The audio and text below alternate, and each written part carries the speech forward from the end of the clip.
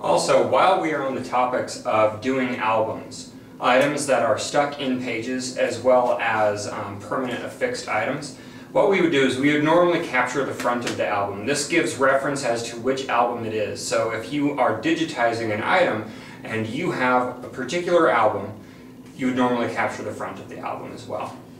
That way they at least can get some kind of bearing as to what album it is if all of the files are going to the same folder. Now normally what you would do is you would create a folder for each individual album. So there would be the client folder, which would have the client last name and verify the name so you're not misspelling it. And then there would be a comma, and then there would be the name of the client that is written on the client creation form. So the client creation form will have the first and the last name.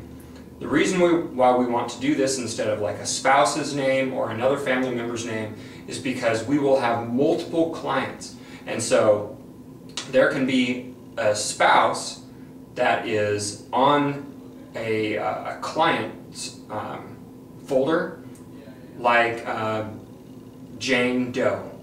And there could be another Jane Doe that is also signed up, but they could be the wife of John Doe. And we could have two client creation folders, or two client creation forms, one for Jane Doe and one for John Doe. So we just want to be able to make sure that the name that is on the client creation folder is the name that is on the client creation file. So the client creation folder, the last name, then the first name, then a dash, and then the media type, then a dash, then the date, then a dash, and then the initials of the technician.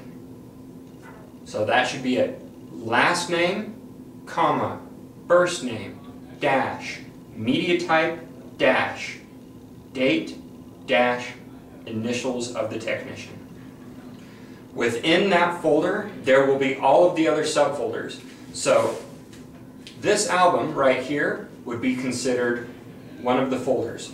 So if there was a title to the album, you could put that in there, but otherwise you would just simply title it, Album 1. And then since there's a title on this one, it's the Samoan Centennial of LDS Church 1888 through 1988. So what you would do is you would actually title it with this title and create a folder for this. And then what would happen would be that you would have folder 1 that's in there, this, and if there were other folders or albums that didn't have a name or a title, you would do that. That way it gives it the same type of file structure that they normally have physically. So they would have two different folders that would be physical. They'll have two different folders on their disk that also delineate which files are which.